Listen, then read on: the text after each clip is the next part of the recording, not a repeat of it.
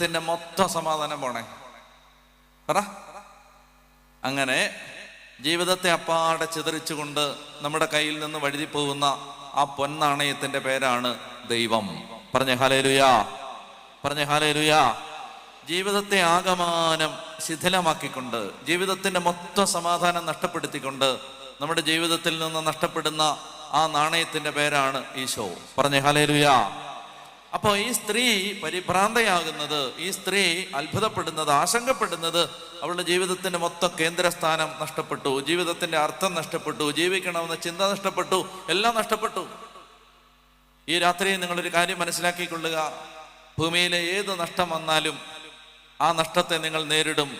ഈ ജീവിതത്തിന്റെ കേന്ദ്രം നിയന്ത്രിക്കുന്ന, ഈ ജീവിതത്തിന്റെ സമാധാനം നിയന്ത്രിക്കുന്ന ദൈവം നിങ്ങളുടെ കൂടെ ഉണ്ടെങ്കിൽ നിങ്ങളുടെ ജീവിതത്തിലെ ഒരു നഷ്ടങ്ങളും നിങ്ങളെ ബാധിക്കുകയില്ല.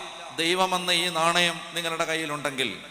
എന്നാൽ ജീവിതത്തിലെ ഏത് നിസാര നഷ്ടങ്ങൾ പോലും നിങ്ങളെ സാരമായി ബാധിക്കാൻ തുടങ്ങും. ഈ നാണയം നിങ്ങൾക്ക് നഷ്ടപ്പെട്ടിട്ടുണ്ടെങ്കിൽ ജീവിതത്തിന്റെ സന്തോഷത്തെയും സങ്കടത്തെയും, ജീവിതത്തിന്റെ ആനന്ദത്തെയും ദുഃഖത്തെയും സ്വാധീനിക്കുന്ന, നിർണയിക്കുന്ന, തീരുമാനിക്കുന്ന ആ നാണയത്തിന്റെ പേരാണ് ദൈവം. പറഞ്ഞേ ഹല്ലേലൂയാ, അവർക്ക് പറഞ്ഞേ ഹല്ലേലൂയാ. ദൈവം നഷ്ടപ്പെട്ടവന് എല്ലാം നഷ്ടപ്പെട്ടു. ദൈവം കൂടെയുള്ളവന് എല്ലാം കൂടെ ഉണ്ടാവുന്നു. ദൈവമില്ലാത്തവന് ഒന്നും ഇല്ലാതാവുന്നു. ദൈവമുള്ളവന് എല്ലാം ഉണ്ടാവുന്നു. പറഞ്ഞേ ഹല്ലേലൂയാ, പറഞ്ഞേ ഹല്ലേലൂയാ. അപ്പൊ അതുകൊണ്ട് ദൈവമാണ് നഷ്ടപ്പെട്ടത്, ആ നാണയമല്ല. അവളുടെ മനോഹരമായൊരു ബന്ധമാണ് മുറിഞ്ഞുപോയത്. ഈ ബന്ധം മുറിഞ്ഞുപോയതിന്റെ കഥയാണ് ഈ രണ്ടാമത്തെ ഉപമ. നഷ്ടപ്പെട്ട നാണയം നാമും ദൈവവുമായുള്ള ബന്ധം മുറിഞ്ഞതിന്റെ കഥയാണ്.